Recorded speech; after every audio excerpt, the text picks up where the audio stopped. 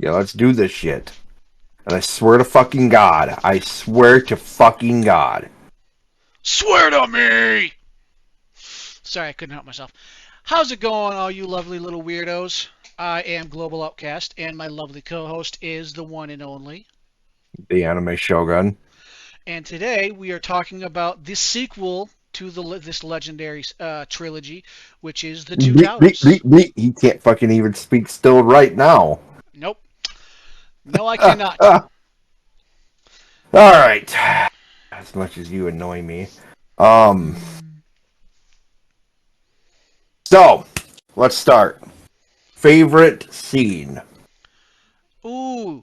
Favorite scene would either have to be when they meet the riders of, I think they're called the Riders of Rohan, Yep, they're also known as the Rohirrim. or when Legolas is sliding down the staircase during the big battle Uh, on the shield. One of those yep. two scenes. One of those two scenes is by far my favorite. Yeah, when he slides down on the orc shield. Yep, that by far is a badass moment. Or no, sorry. Or the third moment is when they have to give the king some time, and Gimli looks over and he goes, "You're gonna have to toss me. Don't tell the elf. I can't make the jump. You're gonna have to throw me." Yeah. I remember that scene. What's yours? I don't know. One of my favorite ones is when, I mean, I don't. For me, the biggest one I think I liked the most was essentially when they got to uh, Helm's Deep, Oh yeah, and that whole fight scene to me was it was majestic. it really was. Oh, Like it was just majestic for me, but yeah. that's just me. Do you want to do the fun fact, or shall I do the fun fact? I feel like you're gonna annoy me if you don't do the fun fact, so go ahead and do the damn fun fact. First fun fact of this film. The Aragorn, Viggo Mortensen, I think is how you pronounce his name, Yep, Viggo Mortensen. broke his toe when he kicked the helmet when he first thought the hobbits were dead. In that scene, he broke his toe. It's a common fun fact that everybody who watches the Lord of the Rings movies knows, but still a fun fact to talk about. And to continue on that, they continued shooting the scene while his foot was broken. Yeah, yeah, Little food for thought. yep. But yeah, the whole Helm's Deep was like my favorite. The entire Helm's Deep battle, especially when the elves came, was amazing. Because when they're talking in the armory, and all of a sudden Legolas looks over and goes, "That's not orc horns." That is no mere orc horn, yes. And yeah, he's just the elves show up and they're in the that was just so beautiful, especially when Aragorn charges down with the elves. So Right. beautiful, so beautiful. And I totally forgot that you and I already talked about this earlier, but I totally forgot that Carl Urban was in this movie because it's been forever since I watched it.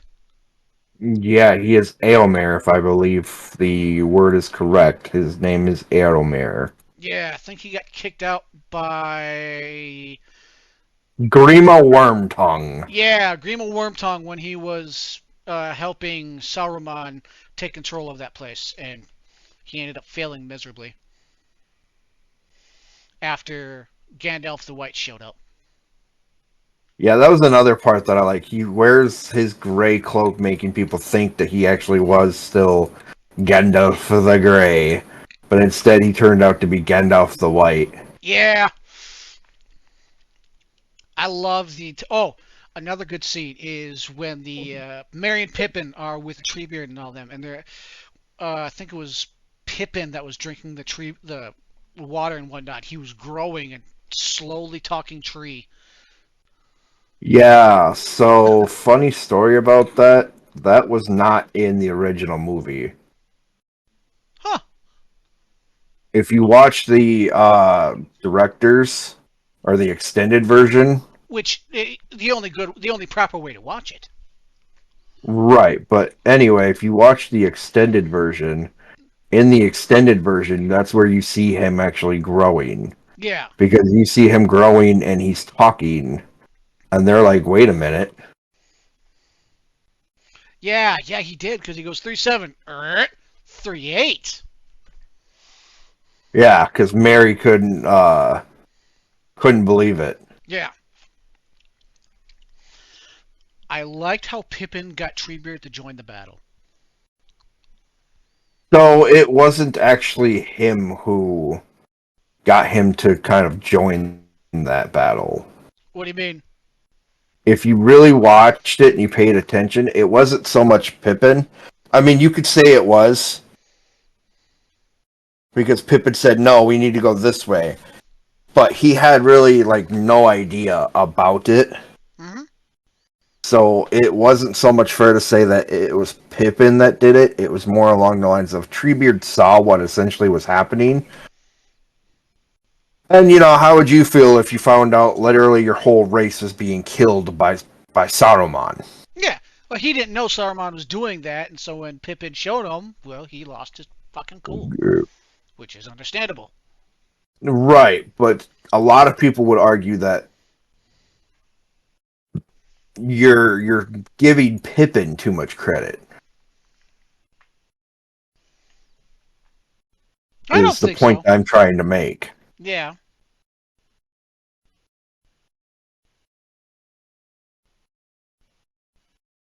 I get that. Now, one of my favorite scenes, and I'm sorry for doing this, but I know you're going to hate me for it, is when they're in Helm's Deep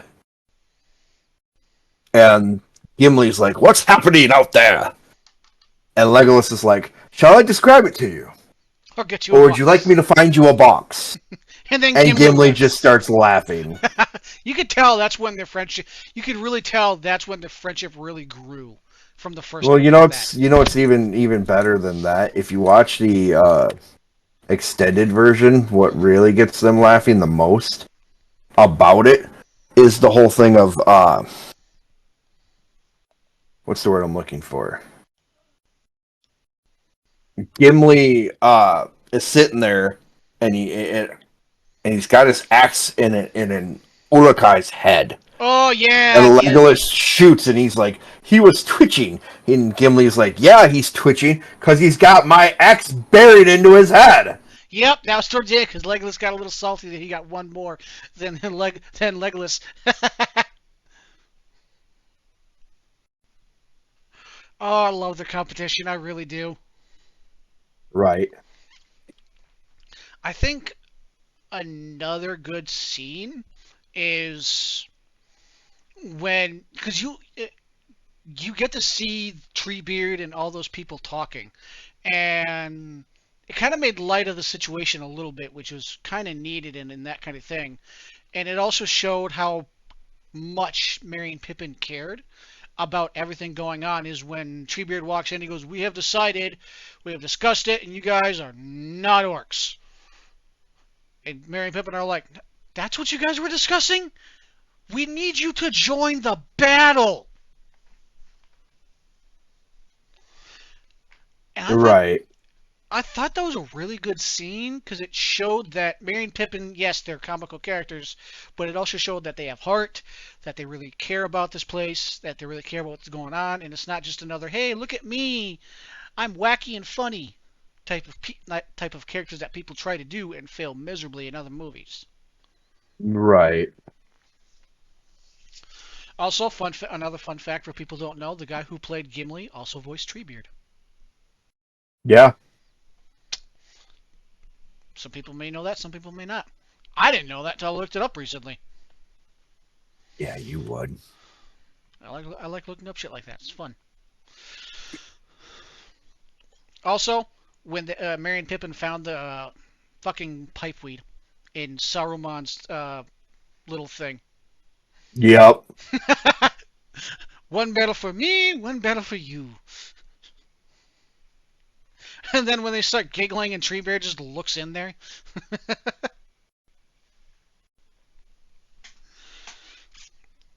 The White Hand of Saruman. So what scene did you think needed more work than the others? I don't know that there was really any. There was a lot of good, strong points, so I don't know that there is any. There really was, because as I was asking that, I was trying to think of it, and they all went to one point. There was no scene that so like drew out further than the other.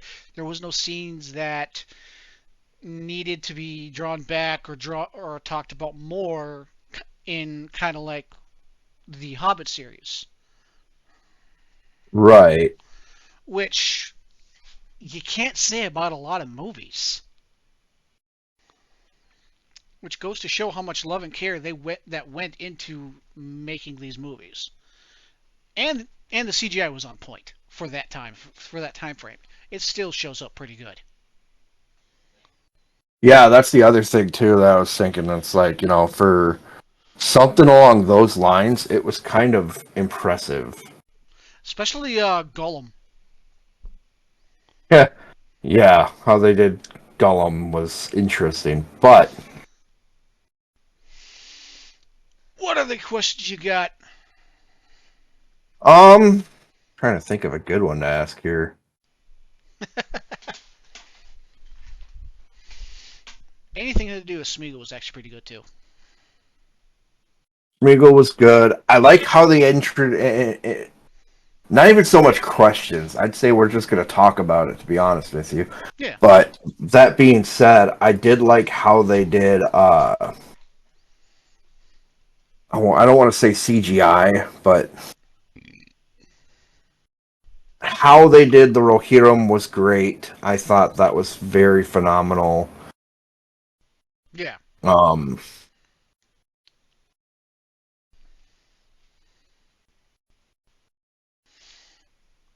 I liked, because I can't remember if it's the second one or the third one, but Peter Jackson, the guy who directed it, stated that in the battle scene, one of the battle scenes where they're charging down, he wanted anyone who has read the books to be in the front,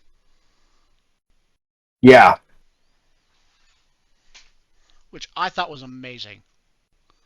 it was phenomenal. Oh, and Christopher Lee, when he was alive, would read the Lord of the Uh, Rings. I'm going to stop you right there. You're going to say his fucking name right now. Sir Christopher Lee? That's what I fucking thought. Oh, Sir Christopher Lee would You read will not those. disrespect that man because he is one of the only people that was in a fucking like metal Christian or Christian metal band, I believe. He was in a rock band. Yep. He fought in one of the world wars. World War II, he was a Nazi hunter. And he played a very iconic role and he was knighted. So, I will not have you disrespect that man on my fucking watch. Do I make myself understood? Yes, ma'am. Um, I will fucking kill you. bring it, bitch. Uh, Don't tempt me, motherfucker. he would read the books every single year, like the Lord of the Rings books every single year, which I thought was cool, and he loved those series. He was a huge fan of J.R.R. Tolkien. Oh, yeah. Hands down, yeah. I also like the fact that he corrected Peter Jackson too. That he what now? Well, in the scene where Saruman gets stabbed, Peter Jackson wanted him to scream or something like that, and Sir Christopher Lee goes, "Have you ever stabbed someone? Do you know what sound they make when they get stabbed? Because I know, and they don't scream; they exhale." And he corrected him. That's right. I do remember that. Sir Christopher Lee was just an all-around badass. He is Chuck Norris's hero. Yeah, for all those people that do that whole Chuck Norris bullshit. Like the man was in a lot. The man was a legend. He was. He was very good. He was a very phenomenal actor too. He really was. I even think he's Christopher. Because Christopher Lee played Saruman, Hey, hey, hey! and there What are we was talking about? I said Sir Christopher Lee. I just heard Christopher Lee. You heard well, you heard fucking wrong. I said Sir Christopher Lee. He he was also in a very very iconic role too. Not just the Saruman. It was either no, it was Gandalf. Believe it or not, also was Magneto, Yeah. Yep. He was Magneto. which I thought was a very iconic role. Yeah. Yeah, it is. Um, um, um, we've covered the tossing the dwarf scene, which was hilarious. It really was. Also, when Gimli tries on the chainmail and he goes, it falls to the ground. It's a bit tighter on the midsection. Yeah. I don't know why, but that always makes me chuckle. I don't know why. Trying to think what other wasn't very good highlight points. Helm's Deep, Gimli blowing the horn, I thought was great, and Yep. Gimli's speech when they're in the like dining hall Yep. of basically like why not ride out and meet them. Yeah. That's right. That was a good scene. It was a fantastic scene. It really was. Like that entire scene leading up to the battle and then after was still amazing. Oh hell yeah, hands down, hell yeah. And I'm looking forward to the Gondor calls for aid scenes Oh, and the third one, in the third one. Gondor calls for aid. Yep, and what would they say? Rohan will answer. Yep, and Rohan will answer. Yep. My favorite scene. I know we can't talk. Well, I won't say much about it, but in the third one is when the dude tries to set his son on fire, and Gandalf just knocks him the fuck out. Yeah, that's in the third one. Yep. So I would suggest you shut the fuck up. All sorts of good scenes. Another good scene is the Dead Marsh scene. Okay, you're getting into the third one, dude. No, that's in the second one, the Dead Marsh, when uh, Frodo, uh, Frodo and Samwise are being led by Smeagol, and Frodo falls. Yes, that's right, because they're on their way to Osgiliath, if I remember correctly. Yeah, they're on their way to Mordor, and Yeah, I can't remember if that was before or after they went through Osgiliath. I think that was before. Because a little bit after that, I think that's when they were caught by Boromir's brother. Faramir. And I liked how Faramir kind of got some sense knocked into him with Samwise, because Samwise was like, "You want to know how your brother died? He tried to steal the ring." And he's all like, "Oh, so this ring is evil." Yeah, Faramir was one that was like never much for the ring. Like it didn't really have anything to do with the ring. Yeah, he just wanted to try and get his father's affection and get his father to say, "Hey, I'm proud of you." But It wasn't exactly the grandest idea. no, his father was also a dick. Yes, he was. Yeah. Anytime Smeagol sang with, that was pretty good too. Yeah, that sounds about right. Potatoes. What is it? Boil them, smash them, stick them in a stew. Give me a fish. Give me it raw, wriggling. You Yeah, ruined it. that was dirty. Knowing him, that was fucking dirty. Tell me I'm wrong. Hey, you're not wrong. There's only How one. he did that was so dirty. It was fucking wrong. There's only one way you eat these. You ruins it. You ruins it. How Yeah, I Smeagol, just wow. how Smeagol had a fight with himself,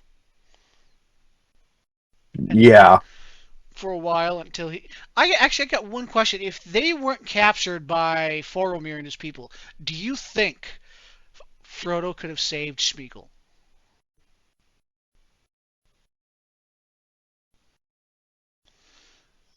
that's a hard Because one to answer. as I was watching that, I was starting to think. I'm like, if they didn't capture Smeagol and did the things they did, I don't think Gollum would have came back into his head and been able to do all that shit. And I think that would have directed the story way differently. So yeah, That's yeah, it's possible. It's hard to kind of answer that, to be honest with you. it really is. Like it was a really good movie, It hands really, down. it really was. Is there any sort of points you want to add? Oof. If you haven't watched it, fucking watch it. What the hell are you doing? Um, if there's any other points, I would say, well, again, watch the fucking movie if you haven't. Read the books. Yeah, I would definitely recommend reading the books. Yeah, I would recommend reading all the books because they do cover points that's not in the movie because J.R.R. Tolkien wrote a lot and some of that shit gets dry. Holy crap. But it's all for the story. And you get a feel for other stuff that you don't get in the movies. Pay attention to some of the stuff that in the movies because also pay attention to some of the stuff because some of the stuff I'm pretty sure they had to come up with because of some of the stuff that's still good, like to this day. Like back in the day, how they did Gollum was still pretty new, I think. Motion capture, I think it was. Yeah, yeah, I It, think that was before they put Andy Serkis in the mocap suit. actually, I think that was. I think that's. I think that was Andy Serkis in the mocap suit. I think it was still new. Yes, he was, but I think before that they were doing. Or no, never mind. Yeah, because I think the Lord of the Rings was I think I don't know if it was one of the first, but I know it was mocap was early back in those days because that's early 2000s, way early 2000s. The I think earlier than that because I think the Lord of the Rings originally came out before 2000s. I think the first one came out in Lord of the can't fucking spell. I know some of their scenes were shot in like Montana, in New Zealand, Okay, Lord of the and Rings. Sorry, go on. and believe it or not, the whole cast was actually somewhat sad and depressed in how the with the movie ending. Like Yeah, they didn't want it to end. yeah. Lord of the Rings Fellowship came out in December 19th, 2001. Lord of the Rings The Two Towers Oh came yeah. Lord of the Rings Two Towers came out December 16th, 2003. Woo, excuse me. Where the fuck is Lord of the Rings release date? Return of the King release date. Okay, yep. December and then December 16th, 2003 is when Return of the King came out. which has an iconic scene we will talk about in the next one. Yeah. Yes, it has a lot. So many iconic scenes in there. Well, and so many facts that you don't know about unless you watch the extended. I mean, Yeah, I'm not saying don't watch the theatrical version. The theatrical version is good, but to see a lot more, check out the extended version. yeah. If you haven't watched it, I would say watch both of them. Watch the theatrical and watch the extended, so that way you can get a feel for what they put in, all the extra stuff they put in. Because there's so much stuff can happen in a couple seconds that adds to the movie that you didn't know about. And you really get a feel for that kind of stuff, especially when you watch first the theatrical, then the extended version. We got to grow up and watch them in theaters, the theatrical version, and then we watched the extended version. If you ever get a chance to watch it on the big screen, I would fucking do it. By the way, Yeah, hands down. nothing better than watching the Riders of Rohan charge down to the battle on a big ass screen. Ain't that something, huh? Sitting there watching Gandalf the White just charge down with them, and you're sitting there going, "Yeah!" Oh, all those scenes were amazing. Like They were good. it's never you like it doesn't really get the movie doesn't really get dull. No, I used to get made fun of for watching that movie like 50 sometimes. Like I said, you're the Everyday Nerds resident Lord of the Rings lore person. Well, yeah, I mean, I could talk about Morgoth. I could talk about the Numenorian race. I could talk about Celebrimbor from. That's who I was going to mention in the first one, but I forgot his name. Celebrimbor, who in Shadow of War created the rings, Okay. and he was the main elf in Shadow of War and War of Mordor. Okay. And he's kind of the person you find out is kind of the guy behind the scenes who made the rings, because you never know who made the rings. Yeah, you really don't unless you In read the this, books. in that game, you find out it's Celebrimbor that basically made the rings. Yeah. But I could talk about Morgoth. I could talk about Sauron's master and how Sauron fell. I could talk about the Numenorian race.